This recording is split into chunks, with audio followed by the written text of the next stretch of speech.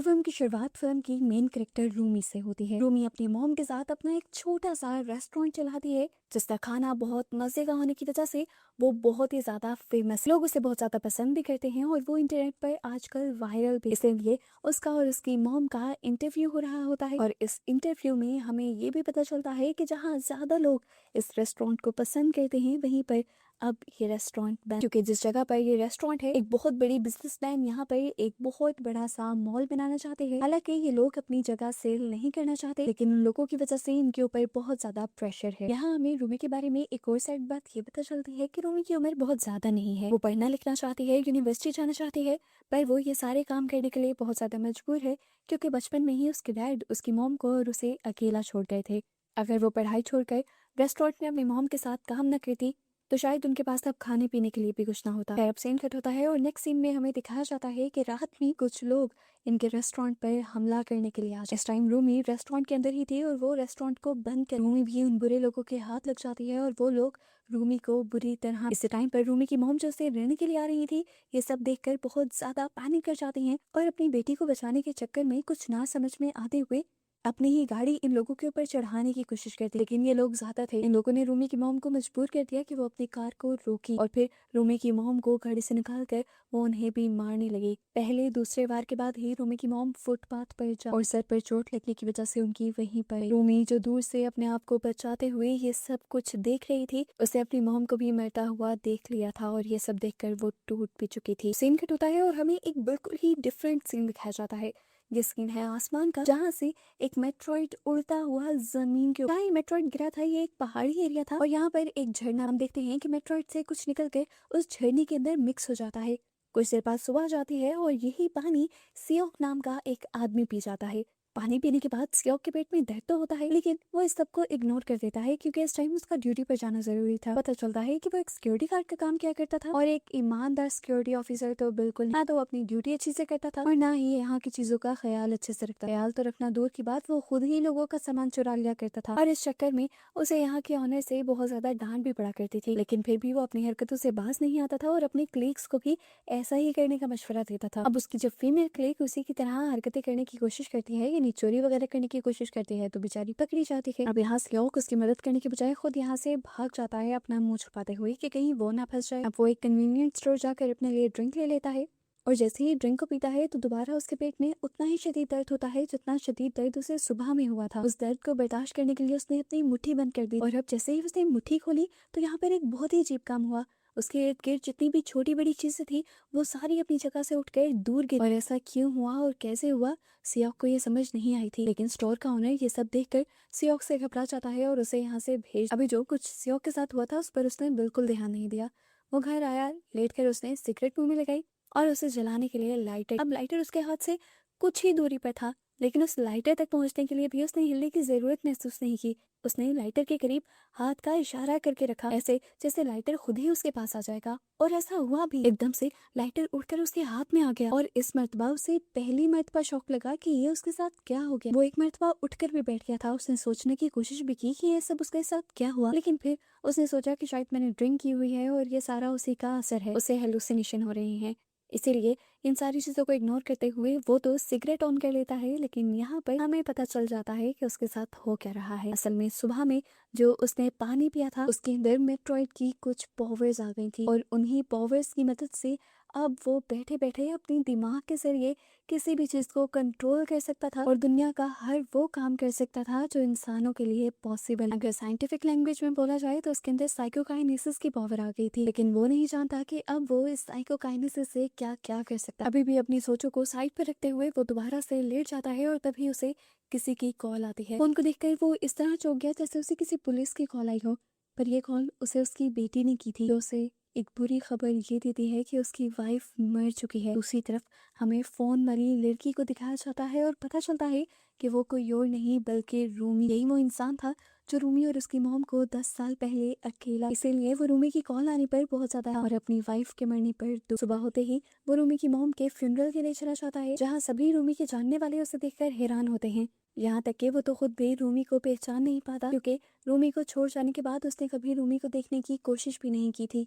हाँ, अलबत्ता रूमी ने उसे पहचान लिया था और अब रूमी उससे बात करने लगी थी। इससे पहले कि ये लोग कुछ बोल पाते, बात कर पाते, यहाँ पर वो लोग आ जाते हैं जिन्होंने रात में रूमी की मॉम को किया था। उन्हें देखकर रूमी बहुत ज्यादा हाइपर हो जाती है और वो इन लोगों को मारने के लिए इनकी तरफ बढ़ती ही है। लेकिन यहाँ रूमी का एक लॉयर दोस्त उसे कुछ भी इलीगल करने से रोक रहा था, क्योंकि इनका इरादा था इस कंपनी पर केस कर। उस कंपनी का मैनेजर अब रूमी से कहता है, कल जो कुछ भी हुआ वो सिर्फ एक कार एक्सीडेंट था, उसमें हमारी कोई गलती नहीं, फिर भी हम लोग तुम्हें पैसे देने आए हैं तुम्हारी मॉम की मौत के बदले। ये सुनकर तो रूमी को और भी ज्यादा गुस्सा आ जाता है। क्या उसकी मॉम की जान की कीमत कुछ पैसे थे? वो पैसों को उठाकर उन्हीं के मुंह पे मारती है और कहती है कि मैं तुम्हें कोर्ट में मिलूं। असल में ये लोग पैसे देने नहीं आए थे, बल्कि रूमी को ये पावर करवाने आए थे कि उन्होंने रात होने वाले पूरे केस को बदल दिया था और कार एक्सीडेंट दे दिया था। लेकिन रूमी भी चुप रहने वालों में से नहीं थी। योग जो दूर खड़ा ये सारा तमाशा देख रहा था, उसे अब अपने किए पर और अपनी फैमिली को छोड़ जाने पर पछतावा होने लगा था। वो पहली मर्तबा देख रहा था कि पीछे से उसकी फैमिली ने क्या कुछ सहा। अभी तक तो वो ये भी नहीं जानता था कि ये सब चल क्या रहा। वो रूमी के लॉयर दोस्त थे, ये सारे मामलात पूछने लग जाता है। इसीलिए वो लॉयर सियोक को उनके रेस्टोरेंट पर लेकर आता है। यहाँ आने पर दिखाया जाता है कि रेस्टोरेंट तो पूरी तरह टूट चुका था और ये काम भी उन्हीं लोगों का था। वो बताता है कि रूमी आप लोगों के जाने के बाद ये रेस्टोरेंट चलाया करती थी और फ्राइड चिकन बेचा करती थी, जिससे इनकी फैमिली अपना गुजारा कर रही थी। पर फिर एक कंस्ट्रक्शन कंपनी ने इस जगह को चूज कर लिया एक बहुत बड़ा मॉल बनाने के लिए, और ये लोग फिर रूमी और रूमी की मॉम के पीछे पड़ गए। अब क्योंकि रूमी और रूमी की मॉम ये रेस्टोरेंट खाली नहीं करना चाह रहे थे, इसीलिए जब उन्होंने इस रेस्टोरेंट को जबरदस्ती खाली करवाने की कोशिश की तो इस सब में रूमी की मॉम मारी गई। ये सब चीजें सुनकर सियोक को बहुत ज्यादा गुस्सा आया था। उसे बाहर जाकर गुस्से में जैसे ही मुट्ठी बंद करते हुए हाथ हिलाया तो आसपास पड़ा हुआ सारा कचरा उसके इस हाथ के इशारे से दूर चला गया। और ये देखकर उसे ये एहसास कंफर्म हो जाता है कि उसकी बॉडी के अंदर कोई तो सुपर पावर आ गई है। अब ये किस तरह की पावर थी, कैसे आई थी, वो इन सब के बारे में सोचते सोचते ही घर भी चला गया। उसे ख्याल आया कि जब भी गुस्से में वो जो कुछ सोचता है वही हो जाता है। तो अब वो यहाँ पर बैठ के ये सोचता है कि इसके आसपास की जितनी भी चीजें हैं वो हवा में उड़कर घूमने लग जाए। तो उसके सोचते ही यहाँ पर सारी चीजें उठकर हवा में घूमने भी लग जाती हैं। और ये देखकर तो उसका मुंह खुला का खुला रह जाता है। समझ तो उसे आ गई थी कि उसके पास एक पावर है, अब इसका कैसे इस्तेमाल करना है और इसके इस्तेमाल करके पैसा इसे कैसे कमाना है वो उसे नहीं पता था। एक फ्रेंड से बात करते हुए उसे पता चलता है कि पास के होटल में एक मैजिशियन है जो बिना चीजों को हाथ लगाए चीजों को हवा में उड़ाकर बहुत सारे पैसे कमाता है। ये तो वो भी कर सकता था, इसीलिए वो भी फौरन उसी होटल में जाकर अपना भी नाम लिखवा, और उसे पता चलता है कि पर शो के उसे 1 मिलियन यौन मिला करेंगे। बस फिर क्या था, उसकी तो लाइफ सेट होने वाली थी। वो अब बहुत ज्यादा खुश था। इसके बाद वो खुशी खुशी रूमी के पास जाता है ताकि वो उसे अपने घर ले आए। वो रूमी को उसका पुराना एरिया छोड़ने को कहता है और बताता है कि उसे अब ऐसी जॉब मिली है जिसकी वजह से उनकी लाइफ के सारे मसले खत्म हो जाएंगे और रूमी अब कॉलेज भी जा पाएगी। रूमी उससे जब जॉब के बारे में पूछती है तो वो सच सच बता देते हैं कि उन्हें एक मैजिशियन की जॉब। एक्साइटमेंट में वो तो उसे अपना मैजिक भी करके दिखाते हैं, जो मैजिक नहीं दरअसल उसकी सुपर पावर्स थी। उसकी इन हरकतों से रूमी का गुस्सा और भी ज्यादा बढ़ जाता है और वो उसके साथ जाने से मना कर देती है और कहते हैं कि जब मुझे आपकी सबसे ज्यादा जरूरत थी तब आपने मुझे छोड़ दिया और इन्हीं लोगों ने सहारा दिया, और अब आप चाहते हैं कि मैं इन सब लोगों को छोड़कर आपके पास आ जाऊं। ऐसा मैं कभी नहीं कर, मैं इसी एरिया में रहूंगी इन्हीं लोगों के साथ जिन्होंने मुझे बड़ा होने में और आज तक जो मैं हूँ वो बनने में मदद की। सियोक उसे समझाने की कोशिश करता है। सियोक अब रूमी को समझाने की कोशिश करता है कि मैं कभी भी तुम्हें या तुम्हारी मॉम को छोड़कर नहीं जाना चाहता था। मैं ही तो तुम दोनों से सबसे ज्यादा प्यार करता था, लेकिन मेरा यकीन उस टाइम तुम लोगों को छोड़कर जाना मेरी मजबूरी थी और तुम लोगों की जिंदगी बचाने के लिए भी वो सब जरूरी था। उस टाइम मुझे बिजनेस में एक बहुत बड़ा लॉस हुआ था और पैसे लेने वाले मेरे पीछे लग गए थे, वो मुझे मारना चाहते थे। अगर मैं तुम लोगों को छोड़कर यहाँ से ना भागता तो वो लोग जरूर तुम लोगों को भी नुकसान पहुंचा देते और मैं ये किसी भी कीमत पर होने नहीं देने। अभी भी इस सारी कहानी पर बिलीव नहीं करती और अपने डैड को डांट कर यहाँ से भेज देती है। दुखी सियोक जब बाहर जाता है तो नोटिस करता है कि उसी कंस्ट्रक्शन कंपनी के लोग यहाँ पर खड़े हुए थे बहुत सारी गाड़ियां लेकर, और उन सारी गाड़ियों के अंदर बुरे लोग थे हाथों में हथियार लिए। उसे साफ नजर आ रहा था कि ये रूमी को मारना, उसे कुछ भी करने से पहले वो सारे लोग जल्दी से रूमी तक पहुंच भी जाते हैं और दोबारा उसके होटल पर हमला करने लगते। रूमी के आसपास के लोग भी रूमी को बचाने की कोशिश करते हैं और ठीक उसी टाइम पर सियोक भी अपनी बेटी को बचाने के लिए आ जाता है। अपनी साइकोकाइनेसिस पावर का इस्तेमाल करते हुए वो इन लोगों को बिना हाथ लगाए इतनी बुरी तरह मारता है कि सब लोग उससे डर कर भाग जाते। पर किस्मत आज इन लोगों की बहुत बुरी चल रही थी। इस एरिया से भागने से पहले पुलिस भी यहाँ पर पहुंच जाती है और सभी लोगों को अरेस्ट कर लेते हैं। अब क्योंकि ज्यादा मार तो उस कंपनी के लोगों को पड़ी थी, इसीलिए वो सब लोग मिलकर सियोक की शिकायत करते हैं पर कैमरे में तो ऐसा कुछ नजर नहीं आ रहा था कि सियोक ने किसी को मारा, इसीलिए सियोक और उसकी पूरी टीम को छोड़ दिया जाता है। सब लोग बहुत ज्यादा खुश भी होते हैं और सियोक से बहुत ज्यादा इम्प्रेस भी हो जाते हैं। रूमी की कम्युनिटी के सभी लोग अब सियोक को अपना भी बना लेते हैं और उसे अपने साथ रहने को भी कहते हैं। सियोक भी मान जाता है क्योंकि वो जानता था कि अगर वो अब अपनी बेटी को छोड़कर गया तो उसकी बेटी कभी उस पर एतबार नहीं कर पाएगी और अब उसके लिए सबसे ज्यादा जरूरी उसकी बेटी को ही बचाना रह गया था। अब वो लोग दोबारा ना आ सके और उनकी इस एरिया को नुकसान ना पहुंचा सके, इसीलिए रात में अपनी पावर्स का इस्तेमाल करते हुए पूरे शहर से ऊट पटांग की लोहे की चीजें उठाकर वो इस एरिया के बाहर एक बड़ी सी दीवार पे, और फिर अगली सुबह हमें फाइनली उस कंपनी की ऑनर को दिखाया जाता है जो इस एरिया का कब्जा लेना चाहती थी। इस लड़की का नाम होंग था और अब वो अपने मैनेजर पर गुस्सा हो रही थी कि अभी तक उन्होंने उस जगह को खाली नहीं करवाया। वो तो उसे अपने लोगों से बहुत ज्यादा मार भी पड़वा देती है और फिर वो मैनेजर उसे बताता है कि असल में वहाँ पे सियोक नाम का एक आदमी है, उसके पास सुपर पावर्स हैं। वो हमें वहाँ पर बहुत मारता है और वहाँ से निकाल देता है और क्योंकि सीसीटीवी फुटेज में वो कभी नजर नहीं आता तो पुलिस उसके खिलाफ कुछ करती भी नहीं है। होंग कहती है ठीक है, उसका मैं कुछ करती हूँ, तुम अपनी ड्यूटी पूरी करो। अब वो सियोक को एक झूठी चोरी के इल्जाम में पकड़वा देती है और खुद उससे जेल में जाकर मिलती है। वो उसे एक वीडियो दिखाती है जो उसने उसके खिलाफ वायरल कर दी थी। इस वीडियो में वो अपनी सुपर पावर्स का यूज करते हुए होंग के आदमियों को मार रहा था। इस वीडियो के वायरल होने की वजह से न्यूज में भी सब लोग उसके बारे में बात करने लगे थे, यहाँ तक के साइंटिस्ट और पुलिस वाले भी। कुछ लोगों को तो लग रहा था कि वो नॉर्थ कोरिया का एक जासूस है और उस पर नॉर्थ कोरिया के साइंटिस्ट ने कुछ एक्सपेरिमेंट्स कर कर उसे ऐसा बनाकर भेजा। ये सारी खबरें सुनकर तो वो खुद भी डर जाता है। वो जानता था कि अगर इन सब लोगों ने उसे जासूस समझ लिया तो उसे फौरन मार दिया जाएगा। अब होंग उससे कहती है देख लो, तुम्हारी जान और तुम्हारी आज़ादी दोनों, अगर तुम मेरी बात मानोगे और मेरे लिए काम करना शुरू कर दोगे तो मैं तुम्हें बचा भी सकती हूँ जिस तरह मैंने तुम्हें फंसाया, लेकिन अगर तुम मेरे खिलाफ चलते रहे तो मुझे तुम्हें मरवाने में देर नहीं लगी। कहने के बाद वो उसे अपना बिजनेस कार्ड देकर वहाँ से चली गई। सीन कट होकर अब हमें रूमी के रेस्टोरेंट वाला सीन दिखाया जाता है जहाँ पर रूमी के रेस्टोरेंट के साथ इर्द गिर्द की सारी दुकानों को खाली करवाने के लिए पुलिस की एक बहुत बड़ी टीम आ। पुलिस से डरकर ये लोग भागते नहीं बल्कि पुलिस से ही लड़ने का फैसला, उस दीवार को तोड़ने की कोशिश करती है जो सियोक ने बनाई थी और ये लोग उसी दीवार के पीछे से पुलिस के ऊपर हमला। यहाँ की हालत काफी ज्यादा खराब हो जाती है, इतनी कि ये सारा प्रोटेस्ट टीवी पर भी आने लग जाता है। सियोक जिसे अब एक दूसरे सेल में लेकर जाया जा रहा था वो टीवी पर जब ये सारी न्यूज देखता है तो बहुत ज्यादा टेंशन में आ जाता है। उसे समझ नहीं आ रही थी कि वो यहाँ जेल में बंद हुआ क्या करे। एकदम से उसे ख्याल आता है उसके पास तो सुपर पावर्स हैं, उन्हीं सुपर पावर्स से वो अपने आप को यहाँ से आजाद भी कर सकता था। ये सोचती वो जब अपनी हथकड़ियों को देखता है तो अचानक से उसकी हथकड़ियां टूट जाती। एक स्टेप तो उसने पार कर लिया था और इस सारे प्रोसेस में जो सबसे जरूरी चीज थी वो हिम्मत दिखाना थी, वो भी उसने कर ली थी, तो आगे की सारी चीजें आसान थी। अगली मर्तबा वो जेल की सलाखें तोड़ता है और फिर जेल की दीवार तोड़ते हुए यहाँ से भाग जाता है।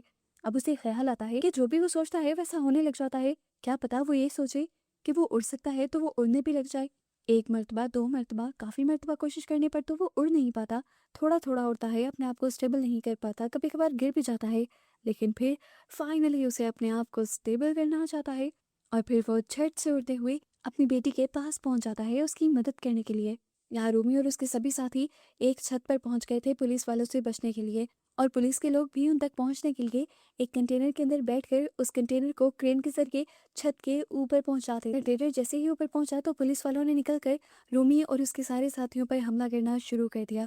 इससे पहले कि ज्यादा कुछ बुरा हो जाता सियोक यहाँ पर पहुंचकर अपनी पावर्स से सब लोगों को बचाना शुरू कर देता है और फिर पुलिस वालों से लड़ना भी शुरू करता है, लेकिन पुलिस वाले अब उसे ही गिराकर मारने लग जाते हैं और फिर वो अपनी पावर्स का इस्तेमाल करते हुए अपनी इर्द गिर्द के सभी पुलिस ऑफिसर्स को दूर फेंक देता है और खड़ा हो जाता है।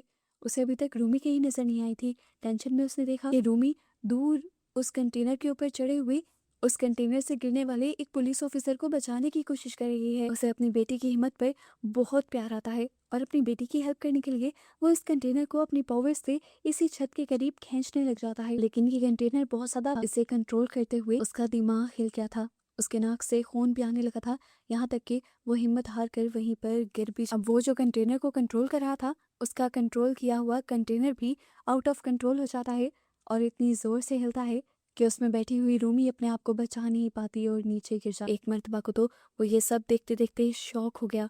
उसे लगा कि अब दोबारा जिंदगी ने उसे उसकी बेटी से मिलवाकर छोड़ दिया, लेकिन अगले ही पल उसे उम्मीद जागी कि वो अपनी बेटी को बचा सकता है। वो उड़ते हुए नीचे गया और ठीक अपनी बेटी के गिरने से पहले उसने अपनी बेटी को कैच कर लिया और बच। ये सब करने के बाद वो ऐसे खुश था जैसे उसे पूरी दुनिया दोबारा मिल गई हो। बेटी को कहता भी है, देखो दोबारा तुम्हें खोने नहीं दिया, मैंने तुम्हें बचा लिया। यहाँ पर सभी लोग उसे देखकर खुश तो हो जाते हैं, लेकिन तभी वो सामने देखता है कि पुलिस की एक पूरी फौज उसे मारने के लिए खड़ी हुई थी। वो समझ गया कि अगर वो यहाँ खड़ा रहा तो पुलिस हॉन्ग के कहने पर उसे पकड़ने के लिए यहाँ सभी लोगों की जान को खतरे में डाल देगी। इसीलिए वो खुद ही अपने आप को सरेंडर कर देता है, लेकिन जाने से पहले वो हॉन्ग के मैनेजर को मारना नहीं भूलता। अब क्योंकि उसने अपने आप को सरेंडर कर दिया था तो उसे अब उसके क्रिमिनल एक्ट के बदले थोड़ी सी ही सजा सुनाई जाती है और 4 साल बाद वो अपनी सजा को पूरा कर कर बाहर भी निकल आता है। आज उसे लेने के लिए उसका और रूमी का लॉयर ही आया था, जिससे वो अब रूमी के बारे में और रूमी के रेस्टोरेंट के हालात के बारे में सब कुछ पूछ रहा था। और यहाँ उसे शॉकिंग बात ये पता चलती है कि रूमी ने तो लॉयर से शादी कर ली थी। एक मर्तबा के लिए तो सियोक गुस्सा होता है, पर वो अपने गुस्से को पी जाता है क्योंकि ये लॉयर है। अब ये लोग उस जगह पर पहुंचते हैं जिस जगह के लिए वो सारी लड़ाई हो रही थी। यहाँ पर ना तो रूमी का रेस्टोरेंट था और ना ही हॉन्ग का बनाया हुआ कोई मॉल। उस झगड़े की वजह से गवर्नमेंट ने ये जगह किसी को भी नहीं दी थी, लेकिन रूमी ने एक और जगह अपना रेस्टोरेंट बना लिया था और वो पहले की तरह ही बहुत अच्छा चल गया था। इस टाइम रूमी अपने डैड को देखकर यहाँ पर खुश हो जाती है और सियोक ये देखकर खुश हो जाता है कि रूमी ने अपने इस नए रेस्टोरेंट का नाम सुपर चिकन रखा था और उस पर उसकी पिक्चर भी बनाई हुई थी। रूमी अपने डैड को देखकर उसे काम पे लग जाने का इशारा करती है और सियोक भी अब अपनी सुपर पावर्स का इस्तेमाल करते हुए सभी को बियर्स हवा में उड़ाकर सर्व करता है। सभी ये ट्रिक देखकर बहुत ज्यादा खुश हो जाते हैं और ऐसे ही सभी को यहाँ एंजॉय करता हुआ दिखाते हुए यहाँ इस मूवी की हैप्पी